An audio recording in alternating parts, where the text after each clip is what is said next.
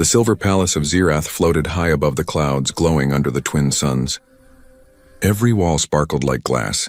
Every hallway hummed with strange alien light. Servants of all species moved quickly, careful not to make a sound, because in the center of this shining world, there lived the one person no one dared to displease, Queen Seraphina of Zirath. Her word was law. Her look could freeze the bravest soldier. And yet, for all her power, the queen had one problem that even her armies couldn't solve. Her baby. A small, fragile creature unlike any other royal child born before. Half Zirathian, half something else. Something weaker, softer. The little princess named Lyra was born too early. Her tiny lungs struggled to breathe the thick Zirathian air. She cried often, her voice echoing painfully through the palace chambers. 15 nannies had tried. 15 had failed. The last one was fired that morning, carried out in tears as the queen's voice thundered through the halls. I want her cared for. Not experimented on, not frightened, not dropped into another machine. She shouted, her crystal crown glowing with rage. If another one fails me, I'll... She didn't finish the sentence. She didn't have to. Everyone in the palace knew what "I'll" meant. Outside, far away from the royal chambers, a human janitor named Ethan mopped the marble floor in silence. He was tall, tired-looking, with lines under his eyes that told stories of sleepless nights. Once he had been an engineer on a transport ship. Now he swept floors for aliens who barely noticed he existed. He wasn't supposed to be on Zirath. Humans weren't allowed here, except as low-class workers. But Ethan had begged for the job, not for himself. For his daughter. Her name was Mia, just 8 years old and the only thing keeping him alive after losing his wife in a mining accident. He sent every coin he earned back to the colony where she stayed with friends. Every night when the lights dimmed in the palace, he whispered to himself, just a few more months, Mia, then I'll come home. That morning, as he mopped outside the nursery wing, a sharp, painful cry pierced the air. It was different, weaker, but full of fear. He froze, then the crying grew louder. Ethan hesitated. He wasn't allowed near the royal wing. One step out of line could mean prison. But something about that cry, it reminded him of the nights Mia had been sick, gasping for air on the cold floor of their shelter. The sound of a child struggling, it was universal. Before he realized what he was doing, Ethan dropped his mop and followed the sound. The golden doors of the royal nursery stood slightly open. Inside, chaos. The new nanny, some glowing insectoid alien, was trying to calm baby Lyra, but the infant's breathing was shallow. She kicked, flailed, gasping for air. "Get away from her," shouted a voice. Queen Seraphina stormed in, her robe flowing like liquid metal, her eyes bright like fire fixed on the scene. But Ethan saw something else, the baby's tiny chest barely rising. He didn't think. He ran forward, the guards moved, but too late. Ethan reached the crib, lifted the baby and gently tilted her upright. With his other hand, he tapped a rhythm on her back, soft, slow, patient. The same rhythm he used when Mia had trouble breathing. 1 second, 2, then a small cough, then another, and then a breath. Weak but steady, the baby stopped crying. Her little eyes blinked, confused but calm. The room went silent. Even the queen froze. Ethan didn't look up. He just whispered softly, "You're okay now, little one. You're okay." When he finally turned, the queen's guards surrounded him, weapons raised. "Who are you?" the queen demanded, her voice low and dangerous. Ethan swallowed hard. I clean floors, Your Majesty." "I didn't mean..." "You touched the air," she said, stepping closer. "Do you know what that means for your kind?" He nodded. He knew. Death. But he didn't care. "She couldn't breathe," he said simply. "I just helped her." For a moment, Queen Seraphina said nothing. Her gaze shifted to her daughter, now sleeping peacefully for the first time in weeks. Her sharp eyes softened, just a little. "Guards," she said at last, "take him to the holding chamber. I will decide his fate later."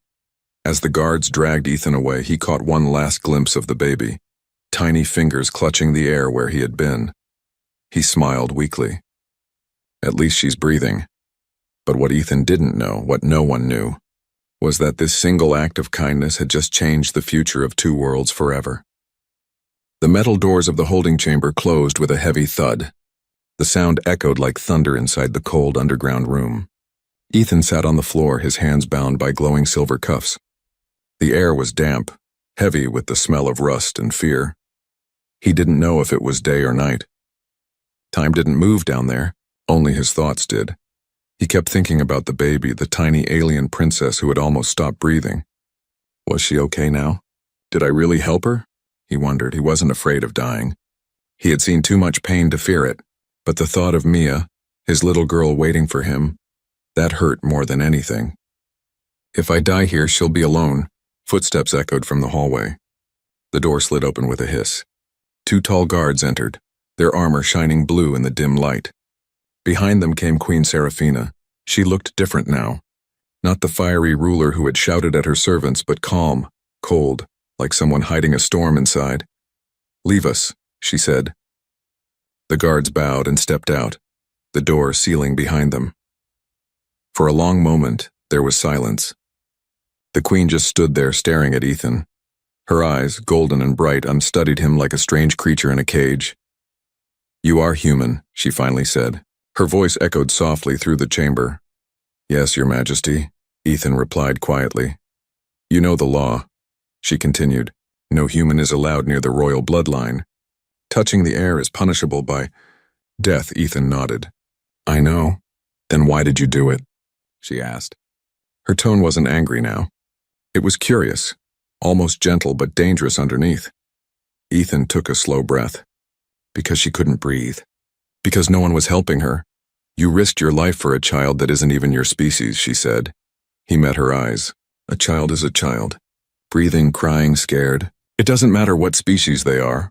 Something flickered across her face. A memory perhaps, or pain, but she quickly hid it. "You think you're brave," she said sharply, "but you are foolish." She turned, walking slowly around the room.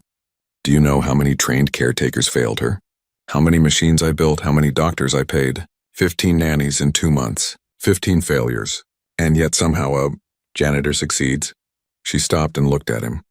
"That makes me question everything." Ethan lowered his head. "Maybe they tried too hard. Maybe they forgot she's just a baby." The queen stared at him for a long moment. Then she spoke, her voice colder. "You humans are strange, always pretending to care about things that are not yours. But your care costs too much." She walked toward the door. Ethan's heart sank. This is it, he thought. She's going to have me executed, but then... She paused. Her fingers hovered over the control panel. Without turning, she said, "The child slept peacefully for the first time last night. The royal doctor says her breathing is normal." Ethan looked up. "That's good. Don't speak," she snapped quickly. But her voice trembled slightly, just for a second. Then she turned her head just enough for him to see her eyes. "You will not be executed." Ethan blinked, shocked. "Instead," she said slowly, "you will work under my supervision. You will not leave the palace grounds. You will not tell anyone of your contact with the royal child. You will follow every rule I give." He frowned. "What am I supposed to do?" The queen stepped closer, her face unreadable. "You are to continue what you started. You will take care of the princess. Until I say otherwise." Ethan stared at her, speechless. "You want me to be her caretaker?" "I want my daughter alive," she replied sharply. "And if that means trusting a human, then so be it." Before he could answer, the guards returned and unlocked his cuffs. "You will be watched," the queen said firmly. "If you make one mistake, I will end you myself." Ethan nodded quietly. Understood. As he followed the guards out, he noticed the queen's hand trembling slightly by her side. She hid it quickly, but he saw it. That flicker of fear and something else.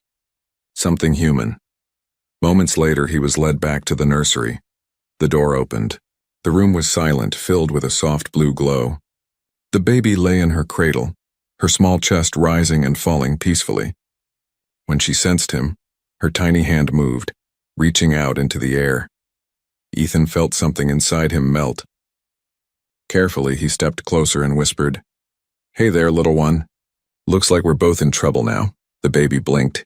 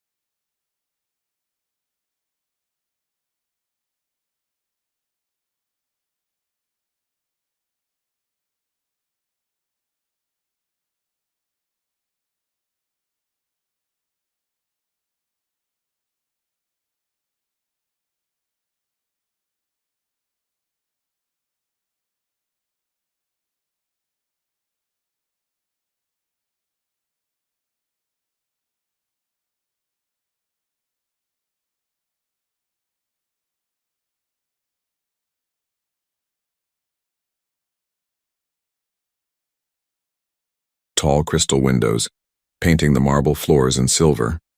Everything was quiet. Too quiet. Ethan sat in the nursery, half awake, his head resting against the side of the baby's cradle. The soft hum of machines surrounded him like a lullaby. Little Princess Lyra slept peacefully, her tiny chest rising and falling with steady rhythm. For the first time since he arrived, Ethan allowed himself to relax. He looked at her, smiled, and whispered, "You're a strong one. Stronger than me." But deep inside the wall's hidden circuits began to flicker red. Something had been activated. In another part of the palace, Commander Varric was making his rounds when he noticed the same red flicker on the hallway monitors. He frowned. "That's the nursery feed," he muttered. "Why is it locked?" He tapped the screen, but it didn't respond. Then the alarm system blinked once and went dark. "Impossible," Varric said under his breath. "Someone's overridden royal security." He reached for his communicator. "Queen Seraphina, there's been a breach." "In the nursery?" The Queen's voice came through instantly, calm but dangerous. "Protect my daughter now." Inside the nursery, the hum of machines changed tone. A soft hiss filled the air. Ethan's eyes opened. Something smelled strange, metallic, burning. He stood up quickly. The air purification system. It wasn't cleaning. It was releasing something. He rushed to the control panel, pressing buttons, but alien text flashed back. "Override locked." Then he saw it. A faint green mist leaking from the vents. Lyra coughed weakly in her sleep. "No, no, no," Ethan shouted. He ran to her cradle and scooped her up, covering her with his jacket. He could feel her trembling. Her tiny lungs couldn't handle this. He wrapped a cloth around his face and shouted at the ceiling, "Help! Someone shut this off." No one answered. The mist grew thicker. His vision blurred. His lungs burned. He stumbled toward the door, but it didn't open. "Come on." He slammed his hand against the panel, but it stayed red. Locked. Ethan coughed hard, almost falling. He looked down at the baby in his arms. Her skin was turning pale silver blue. She needed air. Then through the blur he saw something. A small vent near the floor leading into the maintenance tunnel. He had cleaned that passage before. It wasn't made for people, but it was the only way out. He dropped to his knees, yanked the cover open and crawled inside, holding Lyra close to his chest. Behind him, the mist filled the nursery completely. The machines sparked and hissed, melting under their own heat. Ethan crawled through the narrow tunnel, his heart pounding, every breath painful. "Hold on, little one. Just hold on," he whispered. He didn't know that cameras in the palace had been shut off. He didn't know that someone was watching from the shadows, someone who had planned this all along. Meanwhile, Queen Seraphina stormed into the control room. "What happened?" she demanded. An engineer bowed nervously. "Someone inside the palace network activated a purge protocol, Majesty. It targeted the nursery air system." Her golden eyes widened. "That's an assassination code. Who authorized it?" "We don't know," the engineer stammered. The signal came from inside the palace council chamber. "The council," she whispered, her anger rising like a wave. Ethan crawled out of the tunnel at last, falling onto the cold marble floor of an empty corridor. He gasped for air, pulling the cloth from his face. The baby coughed again, weak but alive. He tore off his jacket, waved it in the air to clear the mist from around her. "You're okay. You're okay," he said, his voice shaking. Footsteps thundered behind him. "Guards, drop the child," a voice shouted. Ethan turned. Commander Varric and 2 soldiers aimed their weapons at him. "She's choking," Ethan yelled. "You have to help her." Varric hesitated, then saw the color of the princess's skin. Without another word, he shouted, "Medic, now!" The guards rushed forward. One of them pulled a small mask from his belt, placing it over the baby's face. The little one took a breath, then another. Her color returned slowly. Ethan slumped to the floor in relief. Queen Seraphina arrived moments later, her robe flowing behind her like liquid gold. She saw Ethan holding her child, and for a moment her heart stopped. "What happened?" she demanded. Varric bowed. "Someone triggered a purge in the nursery, Your Majesty." "The human saved her." The Queen froze. Her eyes went from Varric to Ethan, exhausted, coughing, but still holding her daughter protectively. "Take the princess," she whispered. Ethan hesitated, looking at her. "She's okay now," he said softly. Serafina took the baby gently in her arms, her voice breaking as she whispered, "My little Lyra." Then she looked up at Ethan. "You risked your life again. Twice now." He smiled weakly. "Guess it's just what dads do." Her expression changed, soft for a moment, then cold again. "You will tell me everything you saw. Every detail." "Yes, Your Majesty." She turned to Varric. "Find the traitor who did this. No one rests until I have a name." As the guards escorted Ethan away for questioning, the Queen looked down at her daughter. The baby slept peacefully again, unaware that the night had tried to take her life, and Serafina whispered to herself, "Whoever dares harm her will pay with their blood." The morning after the attack, the shining palace of Zirath looked peaceful again. But peace was a lie. Inside its glowing walls, fear moved like a shadow. Guards whispered. Doors locked faster. The Queen spoke less, and the human, Ethan, became the center of every rumor. Some said he had caused the attack. Some said he was the Queen's secret experiment. But the truth was simpler. He had saved the princess. Twice. Still, Ethan knew better than to feel safe. He sat quietly in a small room beside the nursery, staring at the floor. His uniform was stained with smoke, his hands trembling slightly. Every time he closed his eyes, he saw that green gas filling the room, the baby's weak body in his arms. He whispered to himself, "You're lucky, kid." "Real lucky." The door slid open. Commander Varric entered, his armor shining like always. His face was unreadable. "The Queen wishes to see you," he said. Ethan stood up slowly. "I figured that was coming." As he walked through the silent hallways, he noticed something odd. The guards avoided his eyes. Servants turned away when he passed. It felt like he was walking through an invisible storm. When the door to the throne chamber opened, the air felt heavier. Queen Serafina sat on her crystal throne, her golden eyes glowing faintly. The baby slept beside her in a floating cradle. "Come forward," she said quietly. Ethan stepped closer, bowing slightly. "You saved my child again," she said. "Twice now a human has done what my best scientists could not." He didn't know how to respond. "I just did what anyone would have done." "No," she said sharply. "Not anyone. On this planet, no one risks their life for a child that isn't theirs." She stood slowly, her long silver robe whispering against the floor.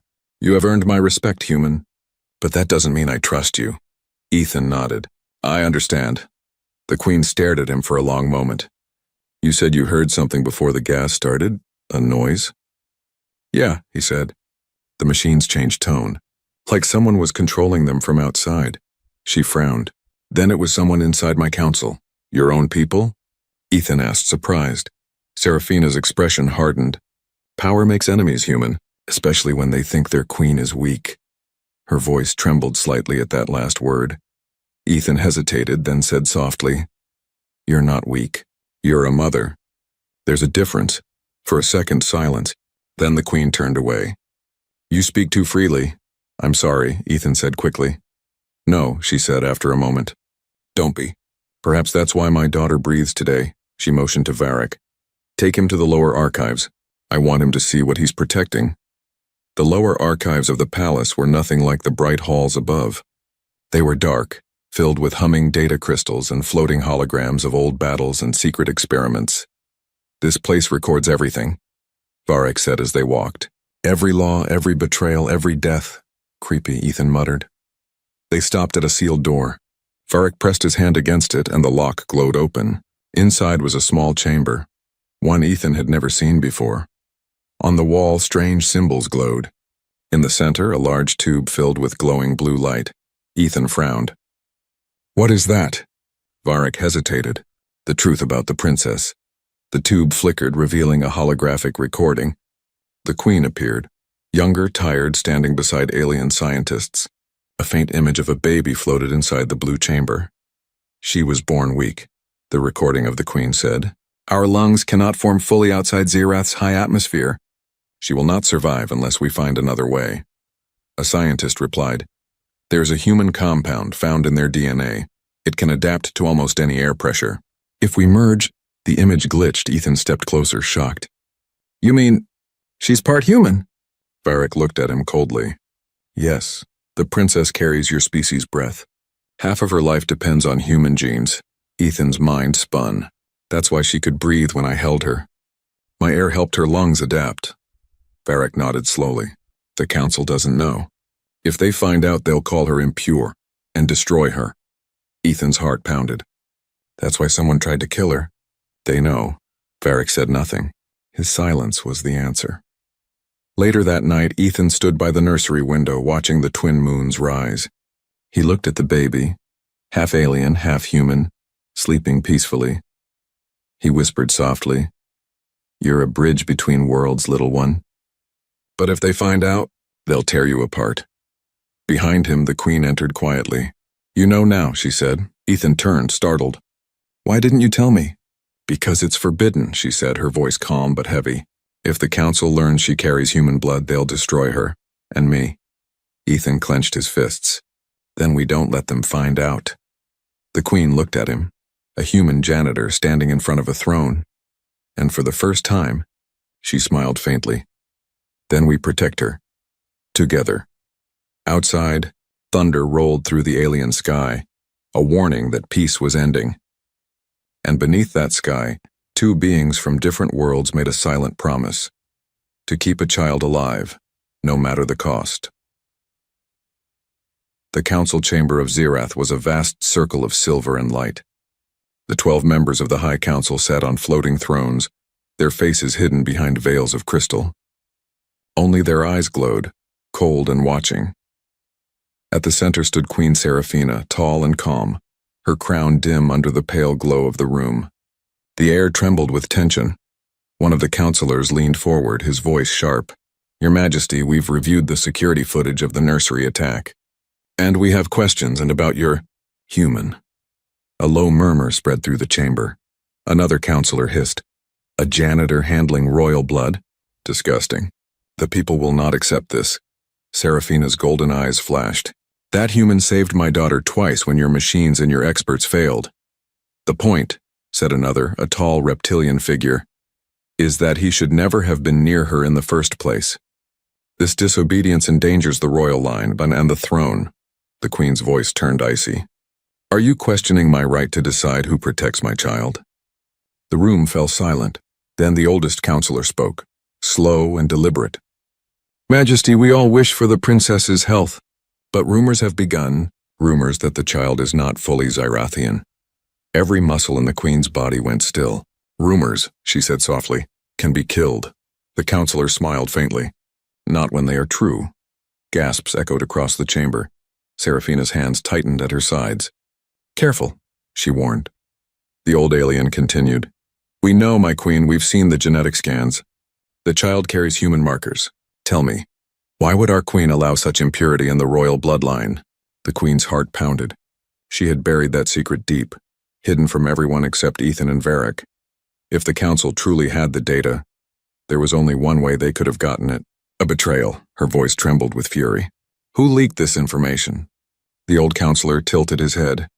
"Does it matter? The people deserve a pure heir. You have broken the sacred law." The queen stepped forward, her voice thundering. "That child is my daughter. She will rule Zirath one day, and I will burn this council to ashes before I let anyone harm her." The chamber shook with her words. The counselors flinched, but behind their glass thrones, secret smiles formed, because they had already made their move. That night, while the queen met with her security team, a silent ship slipped away from the palace, carrying one small data crystal. It contained the forbidden truth: the royal princess's half-human DNA. The crystal was on its way to the Zyrathian public network. If it reached there, the entire planet would know the royal blood was tainted. In the nursery, Ethan sat beside the cradle, unaware of the storm about to break. The baby slept quietly, her small hand gripping his finger. He smiled faintly. "You sleep like Mia," he whispered. Same little snore. He had begun to love her, not just as a child he protected, but as someone who reminded him of his own daughter. Then, the door slid open. Commander Varric stepped in, his face tight. "Ethan, you need to come with me." Ethan frowned. "What's wrong?" "There's been a leak," Varric said. "Someone told the people what the princess is." Ethan stood quickly. What do you mean, told the people? How bad is it? Bad enough that mobs are gathering outside the palace gates. The council is fueling it. Ethan's stomach dropped. They're going to come for her. Varric nodded grimly. And maybe for you. In the throne room, Queen Seraphina watched live feeds flickering across the air. Angry citizens, burning banners, crowds chanting, "No half-blood on the throne." Each word stabbed her like a knife. Her advisor entered, panic in his voice. "Majesty, the council has called for your resignation. They say the bloodline is broken." Seraphina turned slowly, her voice quiet but filled with steel. "Then let them come." The advisor swallowed. "They have soldiers, Majesty." "Then I will have fire," she said coldly. Moments later, alarms blared through the palace. Ethan ran down the hall with Varric, the baby cradled tightly in his arms. "Where are we going?" Varric replied, "To the escape chamber. The queen ordered it prepared for her daughter." "But what about her?" Ethan asked, breathing hard.